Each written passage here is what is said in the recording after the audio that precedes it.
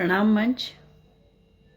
अनुज्ञा के पटल पर नवरात्रि विशेष सुगृहिणी सम्मान 20-25 कार्यशाला। इसमें विषय दिया गया नारी तू नारायणी। जैसा कि सबको विदित ही है कि आजकल नवरात्र चल रहा है। नवरात्रों में नारायणी का रूप दुर्गा और लक्ष्मी, ये दोनों रूप माने जाते हैं नारायणी। तो नारी को नारायणी रूप में कितने लोग देखते हैं? वैसे मैंने समझो कि कितने लोग इनको देखते हैं। नारी को हमेशा कहा जाता है कि कम महत्व दिया गया था, भले ही हमारे पौराणिक रूप में नारी को महत्व ज्यादा दिया जाता था। नारी तो नारायणी ही शीर्षक अपने में विशेष है, क्योंकि वही नारी जिसको विभिन्न देवताओं ने, देव शक्तियों ने अपना अपना शक्ति पुंज दिया और वह शक्ति स्वरूप बन गई। शक्ति का पुंज है नारी। और ये हम आम जिंदगी में भी देख लें कि स्त्री एक ही है, नारी एक ही है, लेकिन वो विभिन्न भूमिकाएं निभाती है और बड़ी तत्परता से और बड़े कौशल से निभाती है। तो नारायणी रूप तो है ही। दुर्गा अष्टभुजा होती हैं, जिनकी 2 भुजाएं तो कार्य रूप में होती हैं और बाकी 6 भुजाएं मानी जाती हैं, जो शक्ति का प्रतीक होती हैं, कल्याण का प्रतीक होती हैं। तो ऐसे ही अगर हर नारी को हम मान लें कि वो नारी शक्तिपुंज है, शक्ति का प्रतीक है, और वास्तव में जितनी भूमिकाएं वह निभाती है प्रतिदिन, अपनी घरेलू भूमिका, अपनी मातृ भूमिका, अपनी एक मैं कहूँ कि गार्जियन वाली भूमिका, पति के साथ वह कभी गार्जियन बन जाती है, कभी वह उसकी साथी बन जाती है, कभी वह उसकी मंत्राणी बन जाती है, मंत्री बन जाती है, सलाहकार बन जाती है। तो विभिन्न प्रकार की भूमिकाएं निभाती है एक ही नारी। इसीलिए कहा जाता है एक ही नारी सब पर भारी, एक नारी सब पर भारी, क्योंकि वह नारी जो है वह उसमें वह शक्ति का पुंज है। वह बाजार सुबह से अगर हम देखें तो एक स्त्री कितने काम करती है। सबसे पहले उठकर वह घर की सफाई, घर की नहाना धोना, पूजा करना, अपने घर की सफाइयाँ करना, अपने बड़े बूढ़ों को यथा योग्य प्रणाम करते हुए उनको उनकी सेवा, उनकी शुश्रूषा, फिर उनके अपने बच्चों को, अपने पति को घर ऑफिस भेजना, स्कूल भेजना, बच्चों के लिए नाश्ता तैयार करना, पति को नाश्ता कराना। फिर उसके बाद वह स्वयं के लिए समय थोड़ा सा निकाल पाती है या नहीं निकाल पाती है कई बार। फिर वह और कामों में जुट जाती है। फिर वो काम करते करते उसको खाना बनाने का टाइम आ जाता है। खाना बनाते बनाते वह बच्चों को लेने चली आती है, बच्चों को स्कूल से लाके बच्चों का काम करती है, उनको होमवर्क कराना, उनको किसी तरह सुलाना या उनको कहीं भेजना या ट्यूशन्स भेजना। अगर हम गिनती करने लगें तो हमारा शायद वो धैर्य ही चुक जाएगा नारी के काम। और ये सारे काम वो अकेले खुशी खुशी करती है, उसके चेहरे पर खुशी भी होनी चाहिए। अगर थोड़ा सा भी थकान महसूस होगी लोगों को, या थोड़ा सा वो महसूस होगा कि उसका मुंह सीरियस हो रहा है, बन गया है मुंह, तो उसमें भी लोग बात बनाएंगे कि खुशी खुशी काम नहीं करती है। तो इतनी जिम्मेदारियां, और जो फिर वर्किंग लेडीज हैं, जो बाहर के काम भी देख रही हैं, घर के साथ साथ बाहर के काम भी देख रही हैं, उनकी भूमिका तो और कठिन हो जाती है। वो बाहर चली जाती हैं, काम करते करते बाहर जाती हैं, अपना काम करके आती हैं, अपनी ड्यूटी पूरी करके आती हैं, फिर आते ही वो घर में काम में लग जाती हैं। क्योंकि एक कहीं ये वाला भाव होता है कि मैंने इतना समय घर को नहीं दिया, या इस समय में मेरे घर वालों ने कुछ काम किया होगा। उसके बाद वह व्यक्ति भी कहूँगी मैं उसको, व्यक्ति है, एक पर चरित्र है। फिर वो अपने कामों में जुड़ जाती है। फिर वो जो ऑफिस वाले काम होते हैं पेंडिंग, उनमें भी वो पूरा दायित्व निभाती है, अपने बच्चों के प्रति भी दायित्व निभाती है। कभी कोई भूल चूक हो जाती है, उसके लिए सुनती भी है। कहीं ना कहीं उसको सुनना भी पड़ता है कि हाँ, उनको देखो, उनको तुलना की जाती है।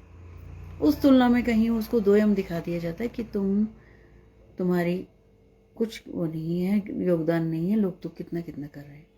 तो वहाँ आके फिर वो नारी कहीं थोड़ा सा अपनी हीनता को महसूस करती है, या मैं कहूँ कि वो कहीं खिजलाहट में आती है, उसको खीज उठती है कि मैं इतना काम करने के बावजूद भी अगर मेरी योग्यता को नहीं परखा जा रहा तो मैं क्या हूँ। और कुछ लोग इसी कारण अवसाद में चली जाती हैं महिलाएं।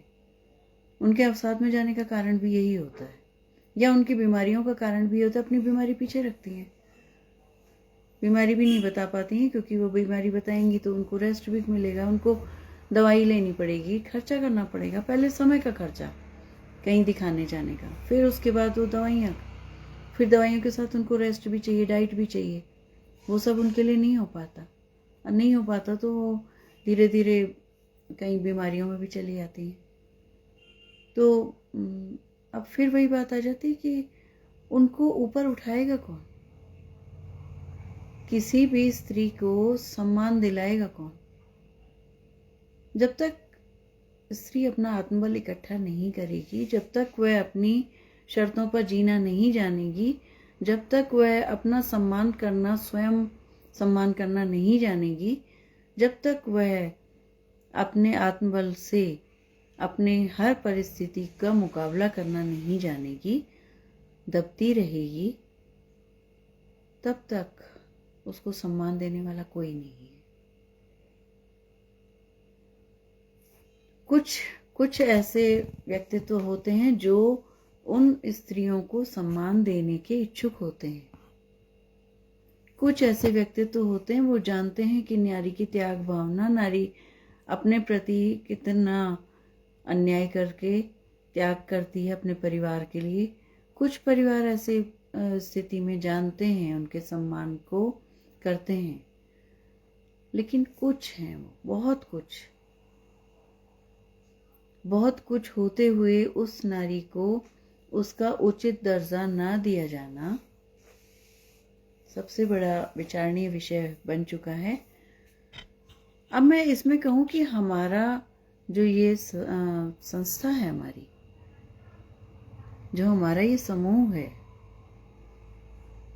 इसमें मैं कहूँ कि अगर 80% स्त्रियां ही हैं और उनको उनका यथोचित सम्मान दिया जा रहा है तो कुछ गलत नहीं होगा। यहाँ के जितने भी पुरुष हैं हमारे समूह से जुड़े हुए, हमारी संस्था से जुड़े हुए, सत्या उपटॉक से, वे नारियों का पूरा सम्मान देते हैं। वे उनकी मजाक नहीं उड़ाते, उनको हीनता का भाव नहीं देते। उनके काम को यथोचित सम्मान देने के लिए सुगृहिणी सम्मान भी चला। इसके अलावा अनुज्ञा नारी, अनुज्ञा का सम्मान भी दिया गया। तो महिला दिवस पर बहुत सम्मान मिले। हर समय महिलाओं को सम्मान दिया जाता है, उनको आगे बढ़ाया जाता है। और इस बात की गवाह केवल मैं मंच से बोल रही हूँ, नहीं, मेरे पीछे जो कतार खड़ी है नारियों की, वो सब इस बात की गवाह है। अपूर्ण रूपेण समर्थन भी करती हैं कि हाँ, यहाँ पर नारियों की सुरक्षा के साथ साथ उनको सम्मान भी दिया जाता है, या मैं कहूँ सम्मान के साथ साथ उनकी सुरक्षा भी है, तो गलत नहीं होगा। तो नारियों को आगे बढ़ाना, हर कार्यकारिणी में नारियां ही विशेष हैं। तो और इस संस्था को चलाने वाले पुरुष हैं, संस्थापक पुरुष हैं, इसके संरक्षक पुरुष हैं। उसके बाद भी हम नारियों को इतना सम्मान देने वाले भी वो पुरुष ही हैं, और वो सम्मान दिलाने में भी मैं नहीं कहूंगी कि सम्मान दे ही रहे हैं, वो दिला भी रहे हैं। वो इस योग्य हमें बना भी रहे हैं कि हम सम्मान लेने लायक हों।